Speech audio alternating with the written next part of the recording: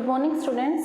तो आज का हमारा एक टॉपिक है जो कि मेडिकल सर्जिकल का है, एनसेफ्लाइटिस। लास्ट टाइम हमने पढ़ा था रेबीज़ के बारे में और इस बार हम पढ़ रहे हैं एनसेफ्लाइटिस। एनसेफ्लाइटिस क्या है? ये एक ब्रेन का डिसऑर्डर है। इसमें क्या हो जाता है कि जो हमारी ब्रेन है उसमें इन्फ्लेमेशन स्टार्ट हो जाती है, ब्रेन की कवरिंग जो होती है उसमें इन्फ्लेमेशन स्टार्ट हो जाती है, जिसको हम क्या कहते हैं? एनसेफ्लाइटिस। एनसेफ्लाइटिस मीन्स इन्फ्लेमेशन ऑफ ब्रेन, जो कि मैंने आपको ऑलरेडी बता दिया है। It mainly occur in the young and old as. ये ज़्यादातर कहाँ पे होता है? यंग में और ओल्ड एज पीपल में। And the next thing, the main cause by mainly infection, जो इसका एक मेनली कारण माना गया, एक तो infection, auto immune and allergy condition. तो हम पहले देख लेते हैं कि कारण क्या क्या है। हमारे 3 रखे हैं। First one the infection, second one the auto immune and the third one is the allergic reaction. तो अगर इन्फेक्शन की बात करें तो जो बहुत तरीके के वायरस होते हैं जो कि एंट्री कर जाते हैं हमारे बॉडी में, जिसकी वजह से हमें क्या हो सकता है? एनसेफ्लाइटिस हो सकता है। दूसरा बैक्टीरियल इन्फेक्शन जो होते हैं, जो कि हमारी बॉडी में बैक्टीरिया जो हमारी बॉडी में एंट्री कर जाते हैं और मेनली वो ब्रेन को इफेक्ट करते हैं, जिसकी वजह से ब्रेन में इन्फ्लेमेशन शुरू हो जाती है। तो ये है हमारे किस में? इन्फेक्शन में। Second one is the auto immune. अब ऑटो इम्यून क्या होता है? ऑटो इम्यून होता है कि जब हमारे ही बॉडी की इम्यूनिटी सिस्टम खुद अपने शरीर पर ही अटैक करने लग जाए, जब हमारे ही बॉडी का इम्यून सिस्टम हमारे ही एंटीबॉडीज़ को नुकसान करने लग जाए, हमारे इम्यून सिस्टम को नुकसान करने लग जाए, उसको होता है auto immune disorder. And the third one is the allergic reaction. Allergic reaction में बहुत सारी चीज़ें हो जाती हैं, कोई भी किसी भी चीज़ से एलर्जी हो जाना, जिससे कि ब्रेन में इन्फ्लेमेशन स्टार्ट हो जाती है। तो ये था बेसिक इंट्रोडक्शन अबाउट द एनसेफ्लाइटिस। अब हम देख लेते हैं इसके कॉज। एक बार फिर से हम डेफिनेशन रिवाइज कर लेते हैं। Encephalitis means inflammation of the brain. Encephalitis क्या है? Inflammation of the brain. It mainly occur in young and old age people. और ये मेनली किस कारण से होता है? इन्फेक्शन के द्वारा, ऑटो इम्यून और एलर्जी कंडीशन से हमें एनसेफ्लाइटिस हो सकता है। तो ये था बेसिक इंट्रोडक्शन। अब बात कर लेते हैं इसके कारण की और कॉजेस की।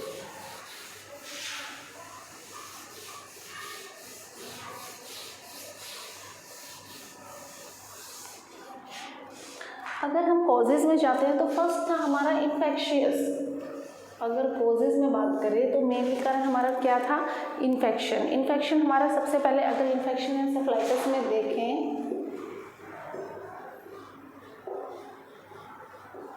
इन्फेक्शन एनसेफ्लाइटिस में, तो इन्फेक्शन एनसेफ्लाइटिस में हम सबसे पहले देख लेते हैं वायरल, कि वायरस कौन कौन सा है जो कि एनसेफ्लाइटिस का कारण बन सकता है, कौन कौन सा ऐसा वायरस है। तो सबसे पहले हम काफ़ी सारे वायरस हैं यहाँ पे जो कि एनसेफ्लाइटिस कर सकते हैं, जैसे कि जिसमें से herpes virus, varicella,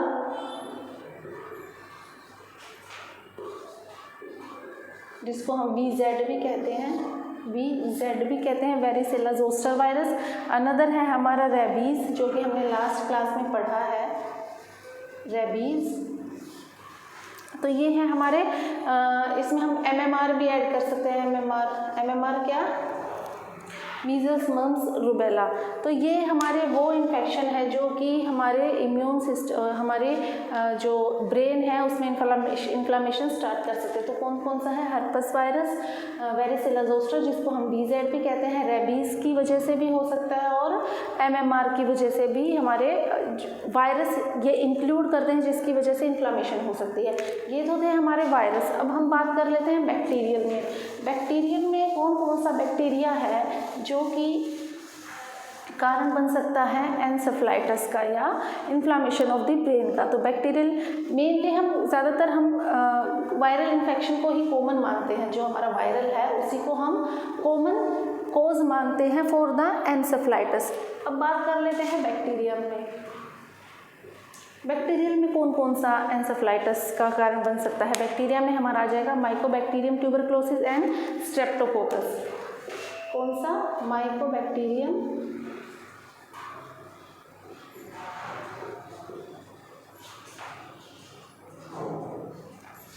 and Streptococcus. तो ये है हमारे बैक्टीरियल कॉजेज। 2 जो इन्फेक्शन में हमने पढ़ा था, क्या पढ़ा हमने, इन्फेक्शन एंसेफ्लाइटिस। इन्फेक्शन एंसेफ्लाइटिस में हमने दो चीज़ें पढ़ी हैं, एक तो वायरल और एक बैक्टीरियल। वायरल में मैं आपको बता चुकी हूँ herpes virus, varicella zoster virus, MMR, rabies, जो कि मेन कॉज माना जाता है एंसेफ्लाइटिस का। सेकंड हमारा आ जाएगा बैक्टीरियल इन्फेक्शन। बैक्टीरियल में कौन कौन सा, माइकोबैक्टीरियम ट्यूबरक्लोसिस और स्ट्रेप्टोकोकस। तो ये हमने पढ़ा है कि causes of infection in encephalitis in infection, that is there is the two कौन कौन से हैं, एक तो है हमारा बैक्टीरियल और एक है हमारा वायरल। वायरल हमारा सबसे मेन कॉज है एंसेफ्लाइटिस का, ठीक है, तो ये हमने पढ़ लिया है। अब हम बात कर लेते हैं second one is the auto immune. Auto immune जो कि मैं आपको बता चुकी हूँ क्या होता है कि जब हमारी ही इम्यून सिस्टम अब हमारी ही बॉडी पे अटैक करना शुरू कर देता है तो वो हमारा ऑटो इम्यून डिसऑर्डर आ जाता है। तो हम बात करते हैं यहाँ पे ऑटो इम्यून एंसेफ्लाइटिस।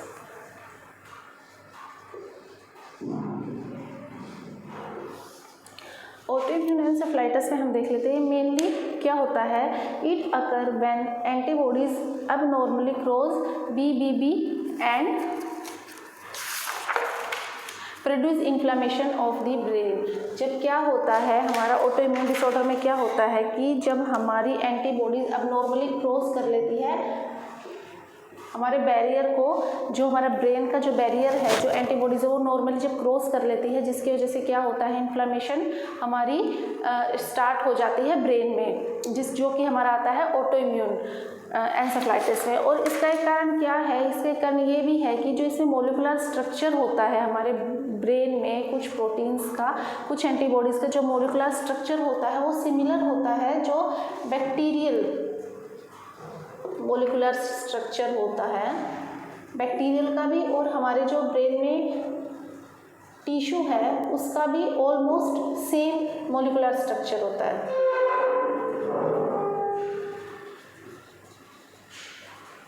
तो ये क्या होता है कि कभी मान लीजिए हमें कभी कोई इन्फेक्शन हुआ है, पहले बैक्टीरियल इन्फेक्शन हुआ है या कोई भी इन्फेक्शन हुआ है जिसकी वजह से क्या हुआ है कि हमारी बॉडी में ऑलरेडी वो एंटीबॉडीज़ बन चुके हैं। वो एंटीबॉडीज़ बन चुके हैं तो वो क्या हुआ है कि जब नेक्स्ट टाइम वो इन्फेक्शन हो, जब बॉडी में बन चुके हैं तो ब्रेन के टिश्यू में सेम मोलिकुलर स्ट्रक्चर है, तो क्या होगा कि वो उनको पे ही वो क्रॉस करके और ब्रेन के जो एंटीबॉडीज़ हैं, टिश्यू है, उन पे अटैक करना शुरू कर देगा। हमारी ही एंटीबॉडीज़ हमारे ही ब्रेन के टिश्यू को पे अटैक करना स्टार्ट कर देती है because of same molecular structure के कारण। तो एक ऑटो इम्यून डिसऑर्डर में एक ये भी है कि जब हमारे सेम मोलिकुलर स्ट्रक्चर की वजह से जो हमारी एंटीबॉडीज़ हैं और जो हमारे ब्रेन के टिश्यू में जो एंटी मोलिकुलर स्ट्रक्चर प्रेजेंट है उन पे अटैक करना शुरू कर देती है, जिससे अफेक्टेड हो जाता है हमारा ब्रेन और इन्फ्लामेशन स्टार्ट हो जाती है। तो ये है हमारा ऑटो इम्यून एंसेफ्लाइटिस। अब बात कर लेते हैं इसमें हम जैपनीज एंसेफ्लाइटिस की, थर्ड वन।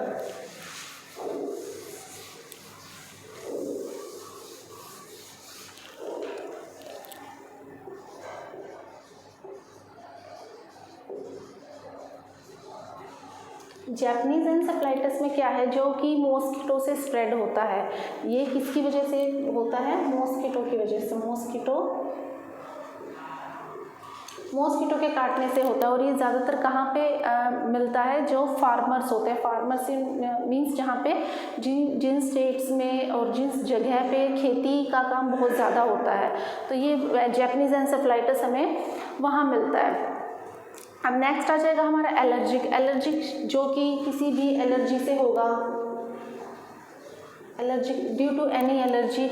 एलर्जिक एंसेफ्लाइटिस क्या होगा, जो भी किसी एलर्जी के कारण हो जाएगा। और फिर है एक हमारा क्रोनिक एंसेफ्लाइटिस। क्रोनिक एंसेफ्लाइटिस में क्या होगा कि जब हमें कोई ऐसी डिजीज़ हो जाती है जो स्लोली हमें अफेक्ट करती है, हमारी बॉडी को स्लोली अफेक्ट करना स्टार्ट कर जाती है, जिससे कि हमारा इम्यून सिस्टम बहुत ही वीक हो जाता है।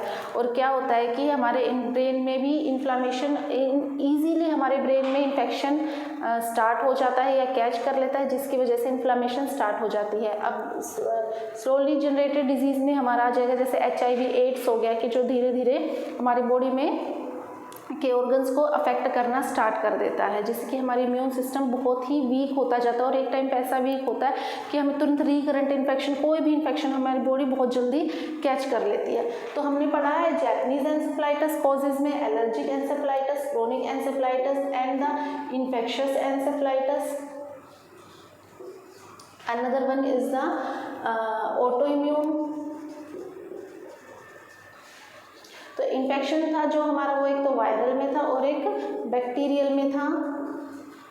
वायरल हमारा सबसे कॉमनेस्ट कोज माना गया है एंसेफ्लाइटिस का। तो ये था हमारा कॉजेज अबाउट फॉर द एंसेफ्लाइटिस। अब इसके बाद हम बात कर रहे थे इसके साइन एंड सिम्टम की कि क्या क्या साइन एंड सिम्टम होंगे एंसेफ्लाइटिस के, means inflammation of the brain के।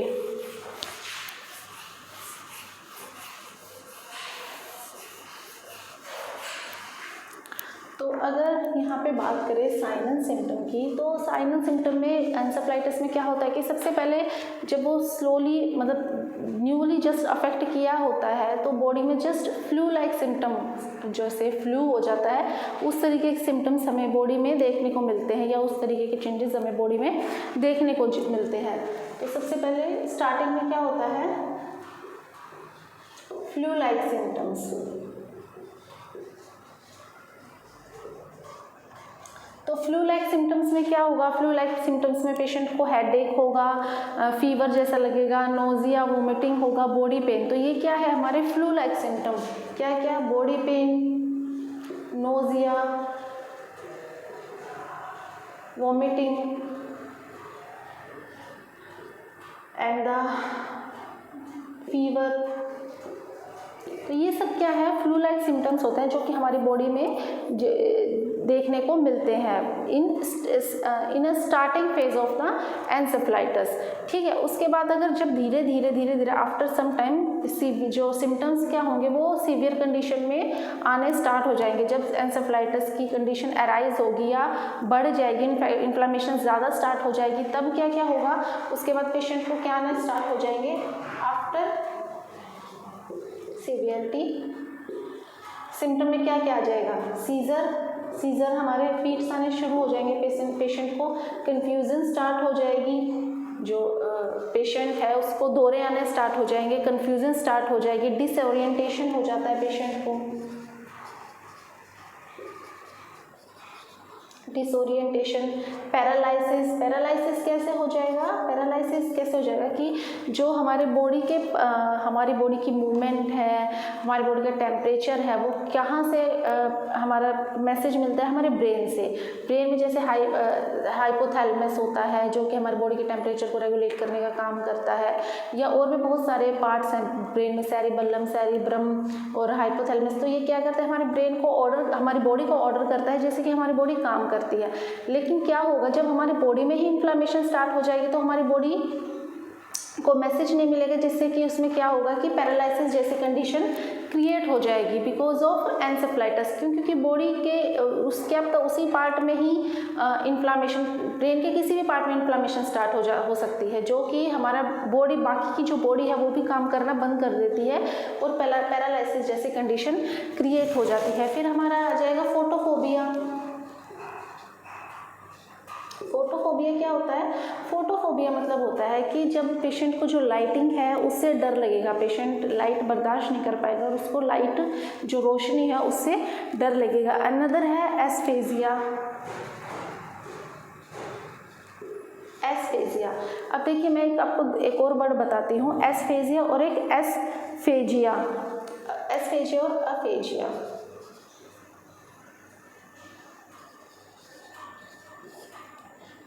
ये है डिफिकल्ट इनएबिलिटी इन स्पीकिंग, ये है हमारा अफेजिया। अफेजिया मतलब होता है इनएबिलिटी इन स्पीकिंग और अफेजिया होता है हमारा इनएबिलिटी इन स्वेलोइंग। देखिए एफेजिया के दो वर्ड है, एक तो होता है हमारा डिस्फेजिया, डिस्फेजिया और देखिए दोनों सिमिलर है, बस डिफरेंट क्या है, डिस और ए का। डिस मतलब होता है डिफिकल्टी इन स्वेलोइंग मतलब पेशेंट जो है वो कुछ भी खाएगा तो वो निगल नहीं पाएगा, डिफिकल्टी इन स्वेलोइंग। और ये क्या है, इनएबिलिटी। दोनों डिफरेंस क्या है, ये डिफिकल्टी है, उसको प्रॉब्लम होगी खाने में, मतलब जो कंफर्ट जोन में वो खाता है या कोई भी चीज़ निगलता है वो उस तरीके से नहीं कर पाएगा। और इसमें अफेजिया में क्या होगा कि पेशेंट कुछ खा ही नहीं पाएगा, कोई भी चीज़ को निगल ही नहीं पाएगा, आई मीन स्वेलो ही नहीं कर पाएगा। तो ये अफेजिया मतलब होता है इनएबिलिटी इन स्पीकिंग, और अफेजिया का मतलब होता है इनएबिलिटी इन स्वेलोइंग।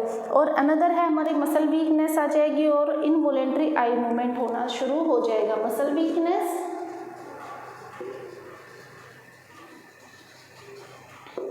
Involuntary eye movement.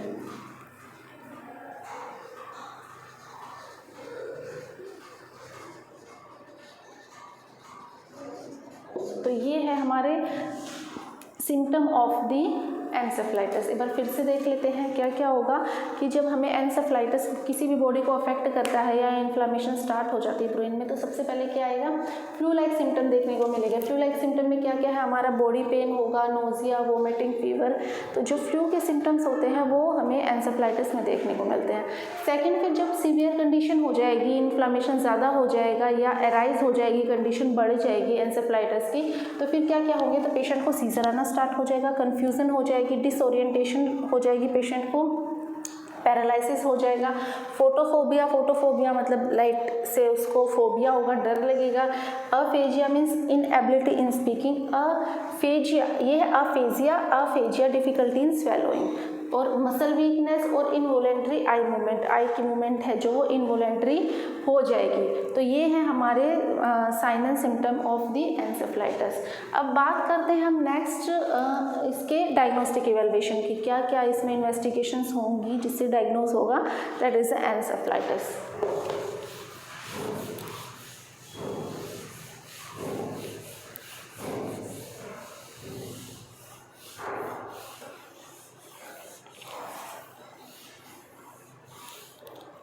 तो next as usual diagnostic evaluation में क्या रहेगा, फिजिकल एग्जामिनेशन,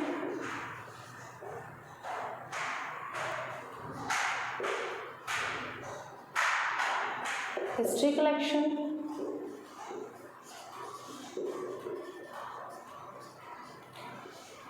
ये तो हमारे एज यूजुअल हर डायग्नोस्टिक इवैल्यूएशन में जो कि ऐड होते हैं। History collection, physical examination, CT scan हम पेशेंट का कराएंगे, MRI, CT scan, MRI and the CSF examination, cerebrospinal fluid, CSF cerebrospinal fluid, CSF examination and another is brain biopsy. Brain biopsy हम किन कंडीशन में करेंगे कि हमने जो भी ट्रीटमेंट स्टार्ट किया था एनसेफलाइटिस के, तो एनसेफलाइटिस के लिए तो वो वर्क नहीं कर रहा है, पेशेंट को रिलीफ नहीं मिल रहा है वो, या वो बॉडी रिस्पॉन्ड नहीं कर रही है, तो क्या होगा, हम ब्रेन बायोप्सी करते हैं। ब्रेन बायोप्सी हम बिल्कुल सीवियर कंडीशन में एट लास्ट में करते हैं, जब पेशेंट की कंडीशन बहुत ही ज़्यादा ख़राब हो तब हम ब्रेन बायोप्सी का स्टेप लेते हैं। तो ये है हमारा diagnostic evaluation about the encephalitis. क्या क्या है हमारा, physical examination, history collection, CT scan, MRI, CSF examination, cerebrospinal fluid examination, the brain biopsy in do it very severe condition. अब बात कर लेते हैं इसके मेडिकल मैनेजमेंट की। तो मेडिकल मैनेजमेंट में हम क्या देखेंगे, क्या क्या कौन कौन सी थेरेपीज़ हम इसमें चला सकते हैं, हम पेशेंट को क्या क्या कैसे ट्रीट कर सकते हैं। तो मेडिकल मैनेजमेंट में हमारा सबसे पहले आ जाएगा एंटीवायरल मेडिकेशन, जो हम स्टार्ट करेंगे पेशेंट को मेडिकल मैनेजमेंट में।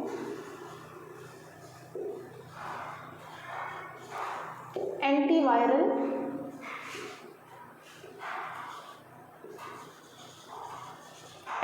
थेरेपी। तो एंटीवायरल थेरेपी में हम क्या क्या दे सकते हैं, एक्लाइकेवेर और फोस्का रेंट, एकाइक्लेवर और फोस्का रेंट हम पेशेंट को दे सकते हैं।